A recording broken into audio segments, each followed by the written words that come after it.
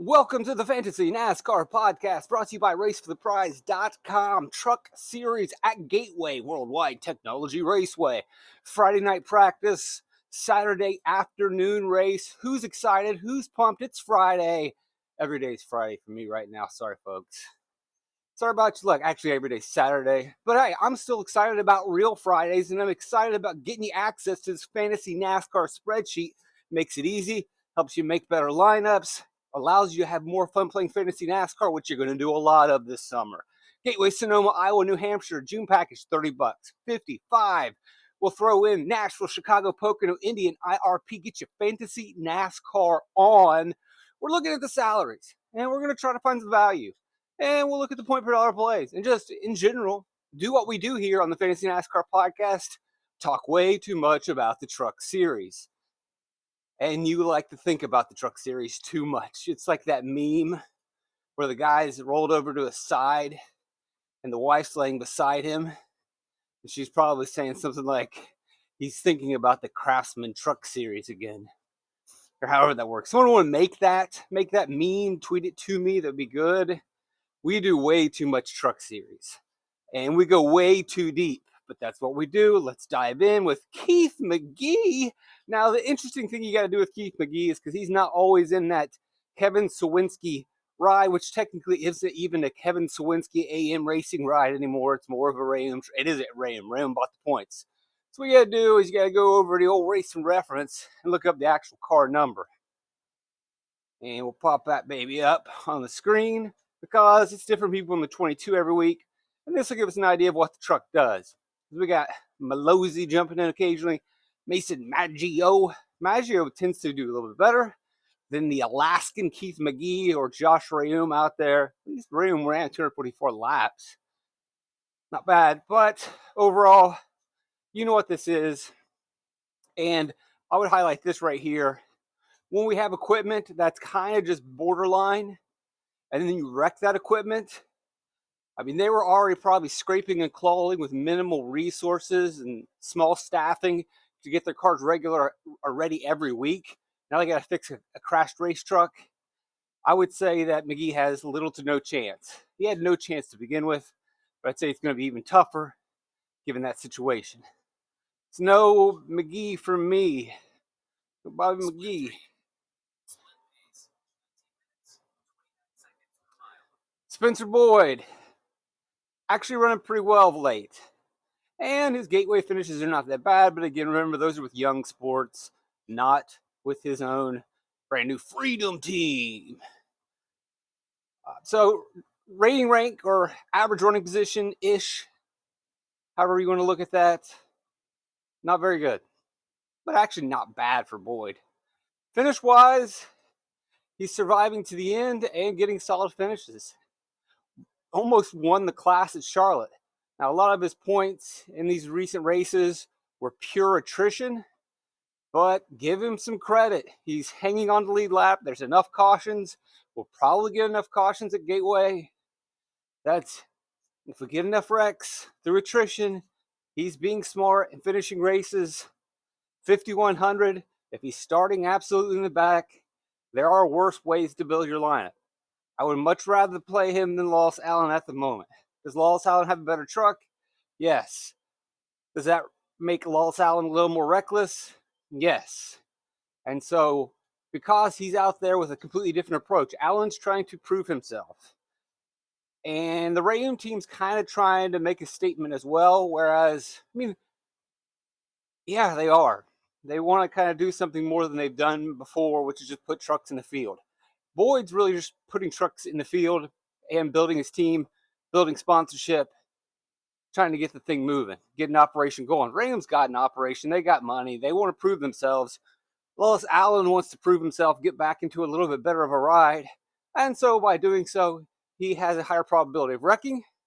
Also by doing so, pushing the car, or truck as it will, by him pushing the truck harder, by possibly the team being more aggressive with setups, you also are increasing the risk of mechanical failures, which also can get to Lois Allen. Yes, Lois Allen has more upside. But a lot of the times when we look at Allen's upside, it is reflective of what he did last year with a pretty solid niche truck. He does not have a solid niche truck anymore. And we can see that for the most part, other than Crazy Texas and Crazy Darlington, it's not working to play Lawless Allen. This is a penny stock. We can't even sell it at this point. If you want to buy low here, it's kind of like you want to go ape and buy a bunch of Nokia and it just keeps dropping. Sorry, folks, Nokia is not AMC and AMC is not GameStop. But it's all I could afford. Yeah, well, you get what you pay for and you pay for what you get. That's where Lawless Allen is at the moment. And I think we kind of need to do a memory erase, a Men in Black style of Lawless Allen in that niche truck and just throw out all of his stats from 2023 and just say, what is he doing this year in the Radium equipment? It's not working. Going back to Boyd, just want to reflect on that a little bit more. Charlotte, he finishes, 21st? He ran 15% of his laps in the top 25. So not anywhere in contention. And he still finishes 21st. But you got to give him some credit because he did finish on the lead lap. And he finished ahead of the likes of Jack Wood, Timmy Hill, Ty Majeski, Ty Dillon, Stephen Parsons, Bailey Curry, and Mason Maggio. Now, we got to put an asterisk there because there were some tire situations at the end. No tires, scuffed tires, fresh tires. So before we start parading around, imagine that Spencer Boyd is good. And I have to call attention to that. Then at Darlington, we get his other solid finish. Very few laps in the top 25 again. And he was the last in the class. Whereas at Charlotte, he finished ahead of a lot of guys in his class, in the Lemons class. Here, he didn't, but we had 13 trucks that just didn't make it to the finish. It was pure attrition. Boyd looked, obviously the pit stop at the very end changed the complexion of the Charlotte race. Darlington was just pure survival. Doesn't run well at North Wilkesboro. That's fine. And I'll say the same thing for Moffitt and even Allen. For them to struggle at North Wilkesboro, being a little bit more of an unconventional race, I don't really worry too much. As we move into Gateway, which though, Gateway, intermediate flat track, probably is more similar to North Wilkesboro than it is Charlotte or Darlington, but there is enough intermediate track to it in this truck that I think it'll be fine to lean on Charlotte and Darlington. All right, let's talk about Thad Moffitt. Stunk at North Wilkesboro, that's fine. I'm not going to completely overreact to that. My concern is that in Charlotte he wrecked. And as we just said for Keith McGee, small teams tear up equipment, really puts them behind the 8 ball, really hard to recover. How many cars do they have in their stable? What are they doing this week? How many people do they have working around the clock? Holiday weekend. Anyway, Thad Moffitt, 34th, tore up his race truck at Charlotte. Probably going to be a pass for me this week. But if his truck goes out and the practice times, they're not going to be good, but it looks like it's going to make it through the race, then he likely will start in the back, given the situation he's in. And then, you can have that conversation. But if all things being equal, ceteris paribus, Moffitt and Boyd in the back, I would rather go with Boyd. Even if Moffitt hadn't been in a wreck last week, I think I am starting to lead a little bit more towards Boyd. Mason Massey, the young truck, is getting back to where it was during its glory days of getting those top 20 finishes constantly. You might remember at the beginning of DFS NASCAR in 2019 and then 2020.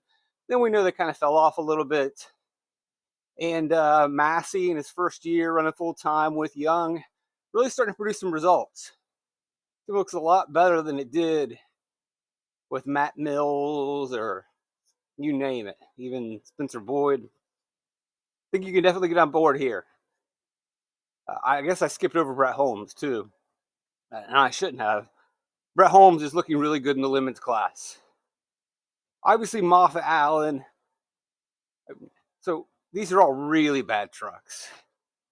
And some drivers just aren't even trying to win the class. Allen is, but it's a bad truck and really not a good driver.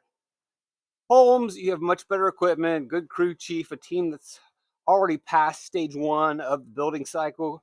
Boyd and Moffitt are building a new operation. Holmes has already established that. Now they're just trying to maximize finishing position.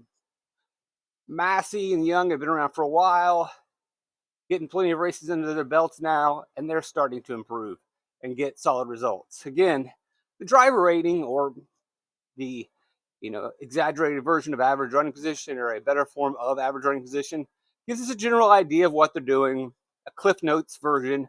We want to also add other context to it when we can, and dive into more data points when we do, and we will. But for a podcast to not run 7 hours, we will often reference driver rating and average running position.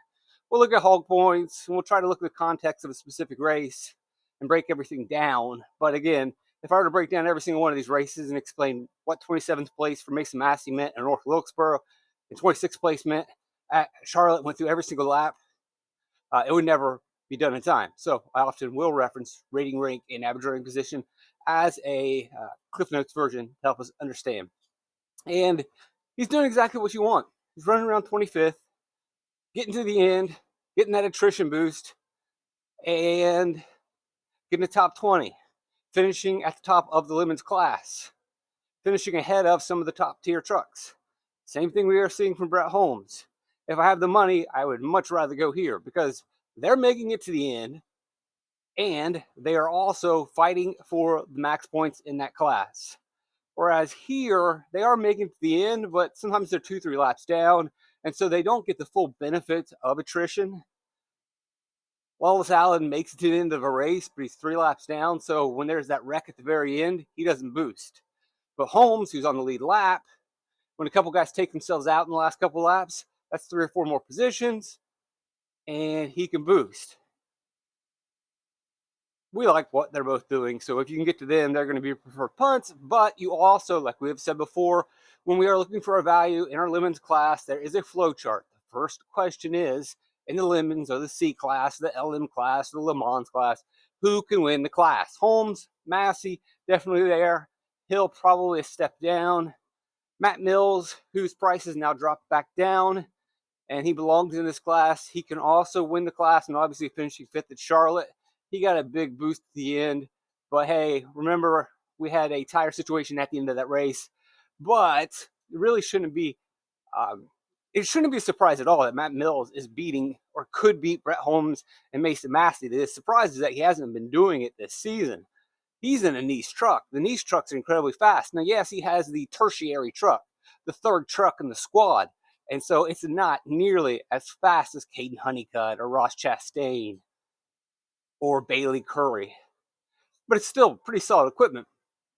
And Matt Mills just wasn't delivering early in the season. Now, some of that was mechanical, some of that was just race mistakes. But now his luck has kind of turned, and he got the 11th place finish at Darlington, running in the top 20, running at the head of the Lemons class, the back of the top tier, get some attrition. Not a bad run at North Wilkesboro. And then again, stepped his game up a little bit at Charlotte. Put himself a little bit closer, not just running 20th and then benefiting at the end, running a little closer to the front, improving with that niche truck, and then getting that boost at the end. So really, at the moment, Mills should whoop the Lemons class. And at 6,100, you jump all over that. You also like Massey and you like Holmes to finish at the top of that class. So remember, step 1 of our flow chart is, okay, who can win this class? Step 2, we have to be cognizant of place differential. If Matt Mills is starting 15th and Brett Holmes is starting 25th, then we're probably going to lean into Brett Holmes because he can score place differential points. He has more access to the place differential bucket. Whereas Mills, sure, might have a little bit more access to finishing position points. Maybe it'll stuff that bucket a little bit deeper, although it's not really guaranteed. But he definitely has a smaller bucket in terms of place differential points. He can only score so many place differential points, whereas Holmes can score more. And then when we calculate points at the end of the day, or we empty the buckets and counter coins, Holmes, although not winning the class and not finishing closer to the front, ends up being the optimal play. Vincent Salas. What do we know about Vincent Salas? Well, he's got himself a pretty good truck this time. He ran at the road course at Coda in a young truck, kind of thrown together last minute. Now somehow he's got himself a Bill McAnally truck. That's impressive. Like, oh, well, he must be a good race car driver or a truck driver. We shall see. So what do we know about Vincent Salas? You can click the link here, but it's not going to tell you much because he hasn't done anything. He is an NASCAR kid. And you read his bio and it reads, he opened eyes winning the Richmond NASCAR race. Okay. I mean, I love iRacing. I love it as well, but this guy's got no experience and he's already in a truck. Man, they give his license to anyone. And yet Jennifer Jo Cobb been racing in a series for like 2 decades. They won't let her run at Talladega. Vincent Salas shows up. Hey, can I get it right? Yeah, jump on in, Vincent. Come on, Vinny. Get in here. Yeah, you got some money? All right, Bill McIntyre will take it. Anyway, Vincent Salas, he does have some late model experience, but it's very out there. Not like Cars Tour, not elite late model series. It is that stuff that people make fun of, you know? Well, they don't make fun of, that people don't really respect as much. Anyway, to give you an idea, his late model ride, who gave him an opportunity in the late models? You guessed it, Justin Carroll. Oh my goodness, he's mentioning Justin Carroll again. Can we have a podcast for once where he doesn't talk about Justin Carroll? This dude loves Justin Carroll. Get over it. What's with him and BFF Justin? I can't help it. It just keeps coming. Anyway, he does have some races running for Justin Carroll. That's it. Moving on. We'll see what he does in practice. Daniel Dye at 6,000 continues to be way too cheap. Daniel Dye finished, 20th? He had a top 10 truck. He suffered damage on a restart. So it goes. 6,000 for a fast truck. Good Bill McAnally equipment. Continues to be way too cheap. Sure, there will be mistakes and problems, but Texas, top 10 driver rating. Kansas, 8th, 15th at Darlington, 7th at North Wilkesboro, not an easy track. Charlotte, as I mentioned, got damage on a restart. Believes he had a top 10 truck. Probably did. Ran pretty well at Gateway last year. Ran up front. Now, did he use pit strategy to get up there? Yeah, but that's going to happen again. Matt Mills, you just talked about him. You like him to win the class. Bailey Curry, way too cheap. I mean, technically, at this price, we can put Bailey Curry back in the Lemons class. And if we're considering him battling for points against Matt Mills and the likes, and Moffats and Allens, then you like Bailey Curry the most. Andres Perez. We'll go and pull up the Andres Perez. And I think on NASCAR or on DraftKings, it's going to be Andres Perez de Lara. He is one of those developmental drivers from the diversity program that graduated Nick Sanchez. I think once upon a time graduated Daniel Suarez. Running for Max Siegel, Rev Racing through the ARCA series. That's where Nick then ended up with Rev, which is connected with Spire in the truck series. And so here we have Perez also running that situation again, running with Max Siegel and then getting an opportunity here with Brian Patty and a very solid truck. What has Perez done? I'm going to try to say it like Spanish. Perez. Really good. Doesn't have any wins, but he is doing what he needs to do. Now we got to be careful because a lot of the cars in the ARCA racing isn't that great. But if you're routinely popping out top fives, that's fine. I'll accept it. First, second, third place finishes, we like to see that. Not wrecking the car too much, we like to see that. Pretty solid. Much better resume than Vincent Salas. Andres Perez de Lara. Viva la raza! LWO for life, folks. What you know about K-Dog? Eddie Guerrero, Chavo Guerrero, La Parca, Psychosis. What you know about that, huh? Come on, man. Original LWO. I'm talking WCW LWO. Not that phony WWE LWO. I'm talking about the real luchadors. The real hombres. Homie, come on. Come with it. All right, so that's Andres Perez. Pretty solid. Again, jumping up to a higher series. There's no guarantees, but he's got good equipment.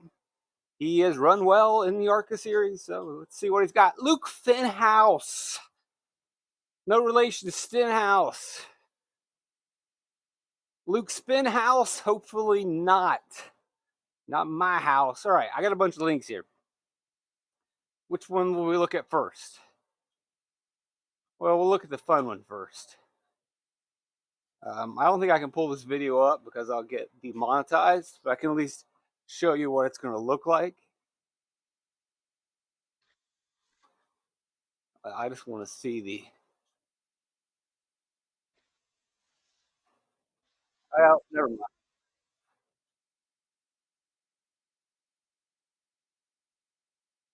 Let me see if I can just... Whatever, we're going to make 2 cents on this video anyway. But anyway, what are we doing? What are we doing? I'm not showing you stupid videos. But I do want you to know, Brawl in the Pits at Franklin County Speedway. Why did I bring that up?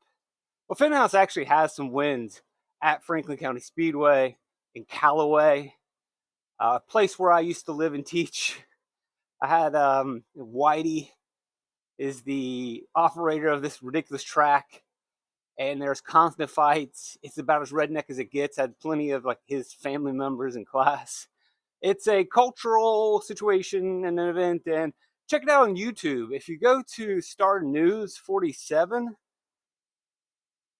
this is another cultural institution of the South Side, Virginia. Danville has basically, Danville, Virginia, armpit, I guess, of the South, has a news station which is borderline, TV where you can just do it yourself, whatever that was called. Where I even forget what it is. It's not even popular anymore. Where you just make your own TV show and you show up and here's a VHS tape and I go. Anyway, they made their own low budget reality show. I mean, imagine you right now, like, hey, I want to do a reality show, and then you actually did it, and the quality of it. You ever had that? Like, oh, this is an interesting guy. Let's just go out with a camcorder and recording. Well, that's what happened. This is like 10, 12 years ago. They made Buck Wild. You should check these out. And it's about as rural Southern Appalachian redneck as you can get. You'll enjoy it. Buck Wild on Star News 47, Callaway. I know this podcast gets off the rails sometimes, and I know you don't like it when it does, but there was a reason I brought that up.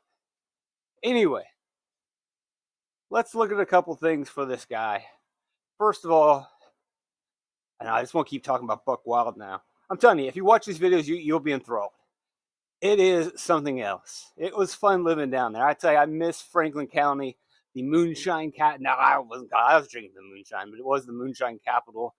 They've made movies about it. They've got those TV shows on whatever, the History Channel about it.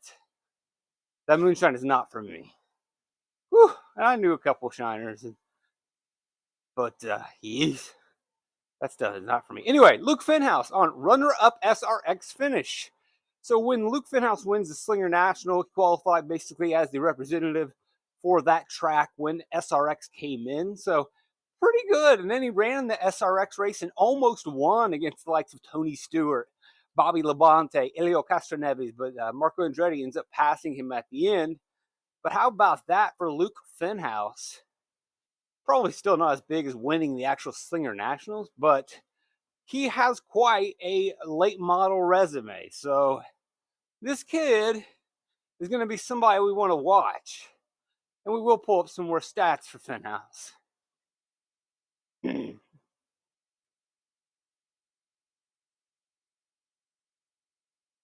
So as I mentioned, the Slinger Nationals, the SRX. ARCA. Let's look at his ARCA results. And he's got 2 wins, folks. 2 wins. And they're pretty interesting wins, actually. And we'll look at them. So, Pensacola. Not an easy track. But maybe a track that definitely favors the guys in the late models. 5 flags. Second place, third at Dover. Wins at Nashville against the ARCA Regs. Flat Rock, win at Iowa against the ARCA Regulars. IRP, second place. Kind of a short intermediate track. Flat. Well, it's got a little more banking. Milwaukee, 6th. Bristol doesn't work out because of wreck. That's a pretty solid ARCA resume coming into this race. I would argue it's better than Perez's. And given his Slinger Nationals win and SRX racing, Finhouse is a guy I definitely have my eye on. Now, I will call your attention to these races because they're actually kind of fun to analyze. So Pensacola, he just gets whooped. And really not a surprise. William Sawalich in a JGR equipment leads 200 laps. Finhouse finishes second. No big deal, but still, man, second place, pretty good. Yeah, you're going to lose to JGR. Now, if we look at this win at Nashville, it's really fun. William Sawalich leads 202 laps. Luke Finhouse leads 2, wins the race. Steals it. We get a caution at the end. Finhouse snatches the win. So really a second place finish. But hey, how about that? Stealing one from the big guy. How do you think he won at Iowa? No way. He couldn't have done it again. He didn't do it again. Sawalich, 154 laps led. Luke Finhouse, 2. Caution at the end. Finhouse leads the last 2 laps of the race. Wow. Now, even if you want to say, oh, he got lucky, he's really a second place driver, that's fine. But you have to be impressed by this gutsy kid winning those restarts against the JGR Sawalich guy, right? We know that Bill Saw is very well funded, has plenty of resources, is probably going to be in a full-time truck or Xfinity ride here soon. He has been the anointed one. And for Finhouse to take those races, that is impressive. That's pretty exciting. Gutsy, strong. Let's see what he's got. I'm interested in rostering him this week at 6,600 in the Thor truck. All right, Dean Thompson, 6,700, too cheap for the Tricon. Dean did not get the finish they probably deserved. 7th driver rating rank, finishes 10th. I would have to double check. I might as well, since we're here and we're running long. Yeah, you better explain it. If you're going to explain Buck Wild, sir, then you probably need to explain the Dean Thompson finish. I'm suspecting that he was one of the guys just got on the wrong side of the tires at the end. And we shall look. Dean. Yeah, it looks like Dean stays out at the end. He does. And he doesn't drop as bad as some other drivers. 5th to 10th. You look at Christian Eckes, who stayed out now. It's a tough spot for Eckes. He stayed out and everybody else came down, so he was screwed. But he lost 10 spots. Dean was actually able to hold on a bit. Dean actually might have had some. No, he might have had 2 tires maybe. I have to look and see. Maybe put on scuffs. No, he would have lost more spots. You can clearly see right here, guys that took tires and then 21 to 7, 24, 26. Nick Sanchez, I believe, was on scuffed or a 2-tire strategy. Heim took tires. A slower pit stop, though. Friesen had fresh tires.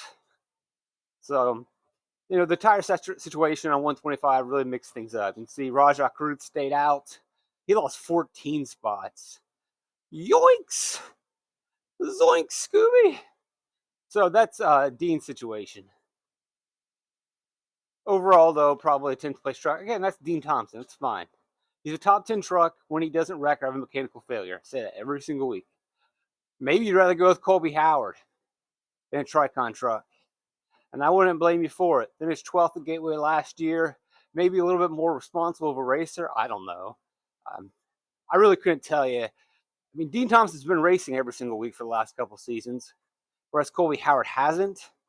But for Colby Howard to finish 12th in the robot truck last year, you'd expect for him to at least be able to do the same thing at 6,800.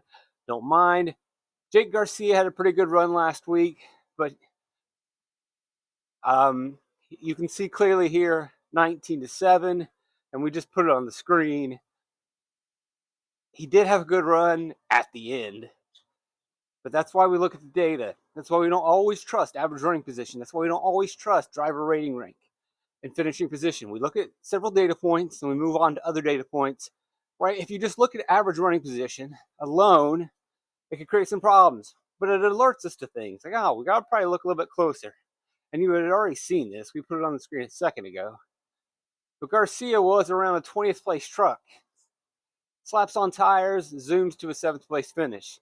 So you clearly don't want to say, all right, he's a top 10 driver now by only using finishing position. An average running position tells you, oh man, it's just a 21st place truck. He's not that good. He's very disappointing in that Thor equipment. So we take both those data points, then look at the lap by lap data to get a bigger picture. Say, all right, yeah, but he did use strategy. And although he wasn't good enough for the whole race, he was able to hang in there and take advantage at the end. So I still wouldn't say he's good, but the answer lies somewhere in between. And we've done our homework and we've done our research and we can move on. So Garcia, 7th place, probably not representative of the truck. Dean Thompson, 10th, actually probably is.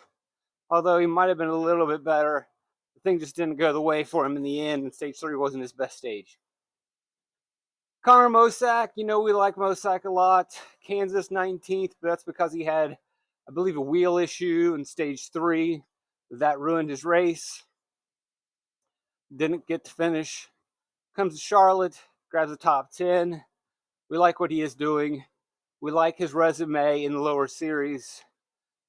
Junior is obviously impressed with his late model runs and that he is going to give Mosack an Xfinity ride. So if Junior anoints you, then we know that's a driver we can back. Purdy is running pretty well. He's getting there. I'm excited about what Chase Purdy's doing when he avoids wrecks and situations at the end of races. It's getting better. He's finally putting all the pieces together, running every single week for Spire. 7,500 is probably a little too cheap. These are very solid days. Definitely can get behind it. Ty Dillon, actually running a little bit better. I believe he had a no tire strategy at the end of last week.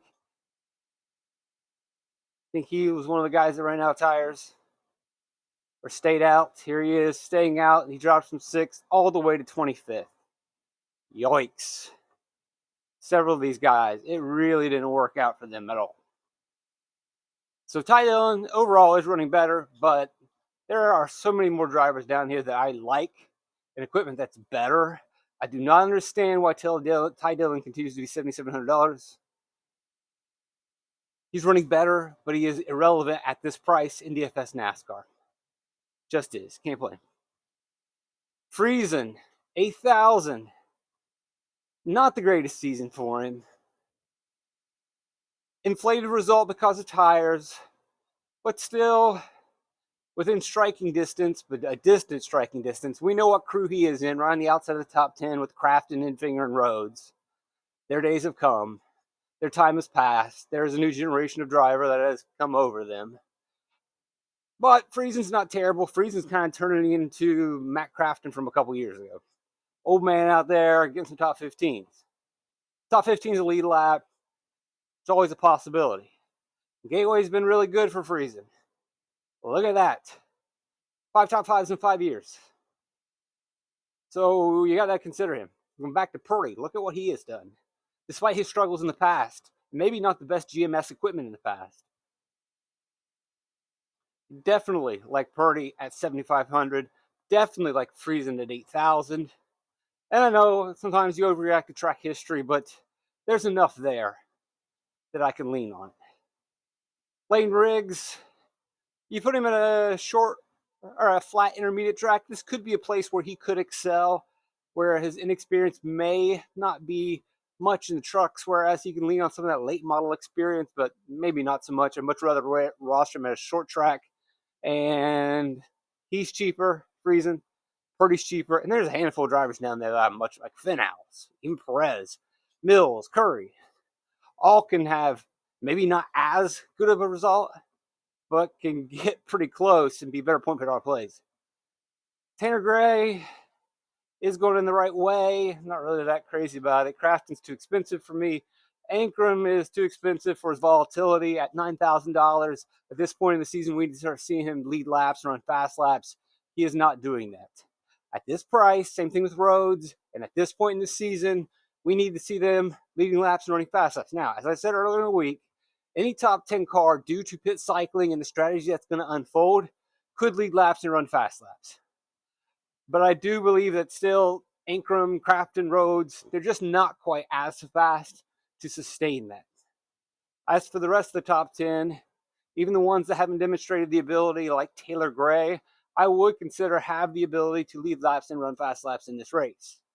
Maybe you give the benefit of the doubt to Rhodes because of past experience. That's fine. But really, I don't know if we want to go to Rajah Caruth because of his inexperience, but we would expect that Sanchez, Majeski, Enfinger, and Eckes and Heim are going to be the guys who lead laps. And there will be 2 to 3 because of the way the pit cycling will work out. Heim is clearly it's Heim time. He is crushing the series. There was a moment last year in that Charlotte race, or a moment last week in the Charlotte race, it looked like a video game. You can watch the YouTube highlights, and he's passing 7 cars on one lap, or 7 trucks on one lap. It is absolutely insane. It looks like a video game. Heim is really becoming something we haven't seen in a while. You know what Heim reminds me of in that Toyota? Kyle Busch in a Toyota when those rides were elite. That is what we are seeing. Heim time is real. Embrace it, accept it, love it, enjoy it. It's awesome. The kid looks great. And he's going to lead some laps in this race, absolutely. But then he'll cycle out. Can he run somebody down? Probably, I don't know. I don't think so. Well, he'll get back up to the lead. It's hard to pass the leader here. But again, as I said earlier in the podcast this week, we're going to have cycling of the lead. So Heim, Eckes, Enfinger, Majeski, Sanchez would all be my favorites. Probably Sanchez a distant 5th. I wouldn't completely rule out a Rhodes or a Crafton to sneak in there, or even a Friesen, but those are drivers that I think could cycle to the front for a little bit, but ultimately lose the lead legitimately. Whereas the Heim, Eckes, and Finger, Majeski, once they get the lead, the only way they're going to lose that lead is on pit road. Definitely want to roster a bunch of those guys. And it shouldn't be a problem with all the value that we have. Tons of drivers in that 6,000 range. That it is not going to be difficult to get 2 guys in the 10,000s. Not at all. And really, when we're looking at the 6K guys and we're trying to make decisions, remember, we're maximizing finisher position, but we're also just going to chase place differential as well, which I have no problem with. And you might even be able to flirt with a 5K guy. But I don't think so, because there's enough value in the 6K that we won't have to go down here and risk taking guys that can't get into the top 20. Whereas you get over the 6,000 range, these guys get top 15, top 10s. Really getting you a boatload of finishing position points and hopefully some place differential as well. Thanks for joining me and bearing with me as I went on some weird tangent about Buck Wild. You should check it out. And Callaway Speedway. I didn't even pull up the stats for that. But anyway, if you were to look up his late model series stats for Finhouse, he's got 2 wins at Callaway. And I'm like, well, doesn't look like it's much of a track. It was still a Cars Tour event. So there's that. Anyway, racefortheprize.com, Venmo, PayPal, Cash App. The link is on the screen. It's in the description below. Like, subscribe, share, recruit more people to this thing that's growing every single week. It's not going to grow if you keep talking about Buck Wild. You are correct, sir. It's also not going to grow if you talk about Justin Carroll. I'm sorry. I spent too much time Southside Virginia, North Kakalaki, the Piedmont, that I have to reference my roots of Justin Carroll, loading up the hauler, bringing the old late model to Danville. Well, they don't have a track in Danville, dude. Sobo. Yeah, what they do over in Sobo. Martinsville. Yeah, Martinsville's got one there. Callaway, Franklin County, Virginia. Yeah, I got a couple stills up there. I bet Carol's got a still up in the mountains. Sure does. Can't help it. Love it. Miss it. Love where I am. Love Northwest Ohio, too. It's been great. But there are also great times in Virginia. Danville, Rocky Mount, Glade Hill, Roanoke. Beautiful city, Roanoke. Beautiful gym. Star of the South. Right there, tucked away. Between the railroad tracks and the mountains. But then also North Carolina, man. You got the beaches, you got the mountains. You got Boone. You got Asheville. You got Blowing Rock. And then over on the side, you got the Outer Banks. And then on the inside, you got Wilmington. And you're not too far from South Kakalaki and getting down there. Myrtle Beach, Redneck, Riviera, Savannah and Charleston, not too far away either. Gucci Island. There's a Gucci Island I can't even remember. Speaking some Creole languages. Speaking pidgin, talking business. What are we doing? Well, we are talking business. $30 for the month of June. Business. June and July, $55. Nashville, Chicago, Pocono, Indy and IRP. You want to get in on this? Fantasy NASCAR Spreadsheet. Makes it easy to play. Gives you all kinds of stuff to do. When you're supposed to be working and not working, pop up the spreadsheet. It's only $30. One-time purchase. No automatic billing. You have to put in your address or anything. Just pop up your phone, PayPal, send it over, and then I'll send you over access. It's easy peasy, lemon squeezy. Thanks for joining me. I am blessed to have you guys around. I love all of you. Trip the Light, fantastic.